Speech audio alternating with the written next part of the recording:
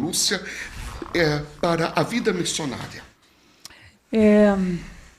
Eu tinha vivido a minha experiência de encontro pessoal com Cristo, tinha vivido o meu batismo no Espírito Santo, num seminário de vida. Aliás, as dioceses façam seminários de vida no Espírito Santo, preciso dizer isso. Né? Como foi importante na minha história um seminário de vida no Espírito. Você se lembra daquele retiro de padres com o Santo Padre?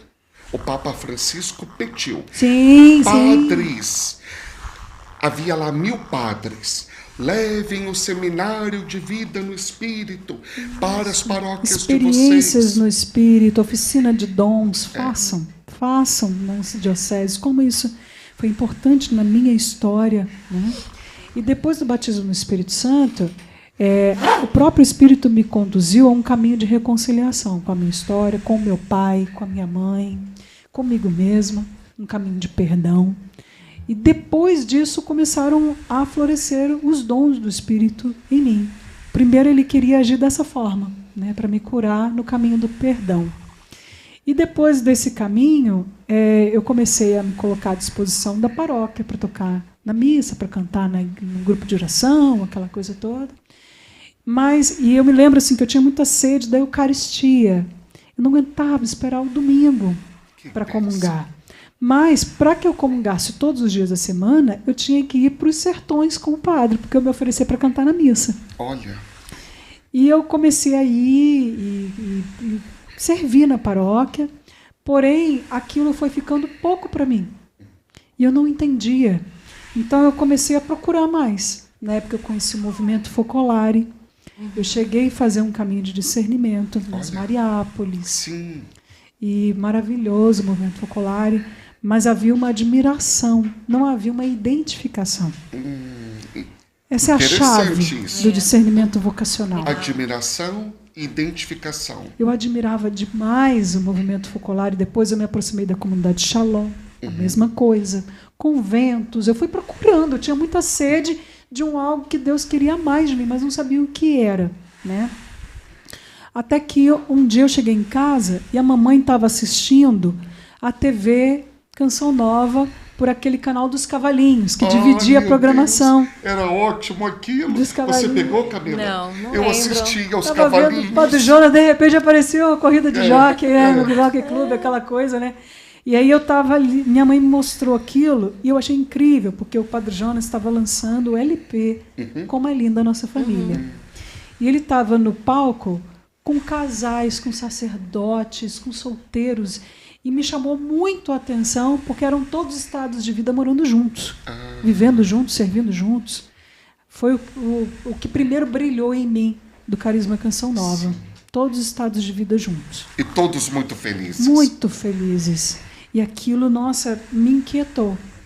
Aí eu me lembro que a minha irmã colocou uma música no Festival de Música Canção Nova, e eu vim, era 98, se não me engano, e nós viemos para cantar com a minha irmã e tal, e depois eu quis voltar para um daqueles acampamentões de férias, sim, que eram de 10 dias, né, que a gente passava na Canção Nova acampado.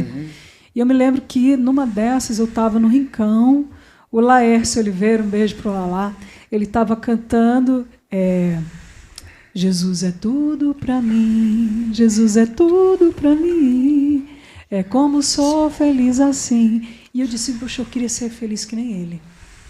Aí, quando eu saí dali, anunciaram que ia ter uma reunião do vocacional na Casa de Maria, para quem quisesse saber. E, só voltando um pouquinho na história, antes disso, eu tinha escrito na minha casa uma carta para a Rádio Canção Nova, que estava aniversariando. E, bem, cheguei lá na Casa de Maria, quem estava lá? O padre Edmilson, sim, e o padre Wagner Ferreira. Olha. Eles eram seminaristas. Gente. E eles estavam falando sobre o caminho vocacional. Manda uma carta, aquela coisa toda, né? Só que quando eu cheguei na minha casa, a carta que eu mandei na rádio, meu anjo da guarda desviou para a equipe vocacional. Eu já tinha um convite para o Redão. Eu disse, é Deus mesmo, né? Então eu comecei a fazer Redão e fui me aproximando da comunidade. Para quem não sabe como é, o caminho de discernimento vocacional na Canção Nova, você vem a encontros vocacionais, onde se fala do carisma, se apresenta o carisma, E aí você vai realmente fazendo um caminho de discernimento se é só uma admiração ou se existe realmente uma identificação. Porque quem é a Canção Nova já é, né? O agir segue o ser. Você já é. Os seus atos, aquilo que você vai vivendo no seu dia a dia, já é do jeito da Canção Nova. Então, você percebe que há uma identificação. Era diferente de tudo que eu já tinha experimentado nesse caminho. Então, eu fiz 1 ano e meio de caminho vocacional. Hoje é pelo menos 2 anos. Naquela época não era assim. E aí nós entramos para a comunidade Canção Nova, né? Eu fui morar na casa de Cachoeira Paulista. No início a gente já morava lá. Depois encontrei o diácono Nelsinho Lavrinhas no noviciado. Na época era noviciado, hoje se chama discipulado. Sim. E depois eu já fui para as missões. Eu morei no Rio de Janeiro, em São Paulo, com o Padre Léo. Eu cantava na Tenda do Senhor. Meu Deus, é Fiquei verdade. 2 anos e meio, eu e o André Florencio, cantando com o Padre Léo. Eu estou lembrando agora. Exatamente. Né? De lá eu fui mandada para... E aqui é Estúdio Padre Léo. Padre Léo, pois é. Depois eu fui mandada para Cuiabá, no Mato Grosso. De lá eu voltei para Cachoeira Paulista. Foi quando começou o Amor e a Adoração, né? E depois nesse tempo foi quando eu conheci meu esposo, namoramos, noivamos, casamos, fomos mandados para Vitória da Conquista, na Bahia. Um beijo para os baianos. E de lá nós voltamos para São Paulo, dessa vez com o padre Adriano Zandoná. Né? De lá nos mandaram de volta para Cachoeira Paulista. É um caminho. Agora é para onde Deus quiser, a gente vai.